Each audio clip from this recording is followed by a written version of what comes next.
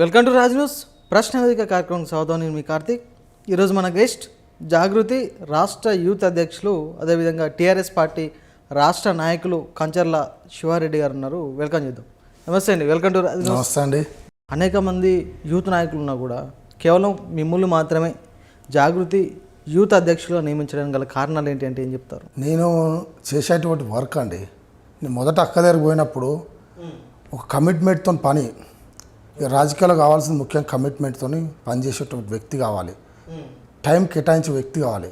నేను ఉదయం 5 గంటలకు లేచి సాయంత్రం 10 గంటల దాకా అక్క దగ్గర కేటాయించేటువంటి కాబట్టి టైం అందరినీ కోఆర్డినేట్ చేసుకొని అందరినీ కలుపుకపోయేటోని మళ్ళీ ఏ ప్రోగ్రామ్ ఉన్నా కానీ ముందుగా ప్రిపేర్ అయ్యి అన్నిని సక్సెస్ చేసే వ్యక్తిగా నాకు అక్కగారు గుర్తించి ఆ పోస్ట్ ఇవ్వడం జరిగింది. జాగృతి రాష్ట్ర అధ్యక్షులుగా యూత్కు సంబంధించి పార్టీని రాష్ట్ర వ్యాప్తంగా ఏ విధంగా బలోపేతం చేస్తుంటారంటే ఏం చెప్తారు? ఆల్రెడీ నేను యూత్ అధ్యక్షునికి ఎన్నుకున్నప్పటి నుంచి తర్వాత దాదాపుగా నేను ఒక 20-25 జిల్లాలలో అధ్యక్షుని వేయడం జరిగింది.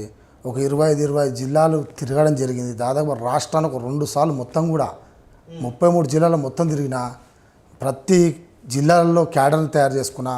అంటే ఒక జిల్లాలో 50 మందిని, ఒక జిల్లాలో 30 మందిని, ఒక జిల్లాలో 10 మంది, అంటే మా జాగృతి అసలు లేనటువంటి కొన్ని గ్రామాలలో కూడా అక్కడ కూడా తయారు చేసుకున్నాం. అంటే ఈ యొక్క పెట్టబోయేటువంటి కవిత గారు ఇప్పుడు పెట్టినటువంటి పార్టీ యువకులకు అత్యధిక అవకాశం ఇస్తా అని చెప్పారు కాబట్టి నేను దాని ద్వారా అందరికీ చెప్పి యువకుల్ని బాగా గ్యాదర్ చేయడం జరిగింది.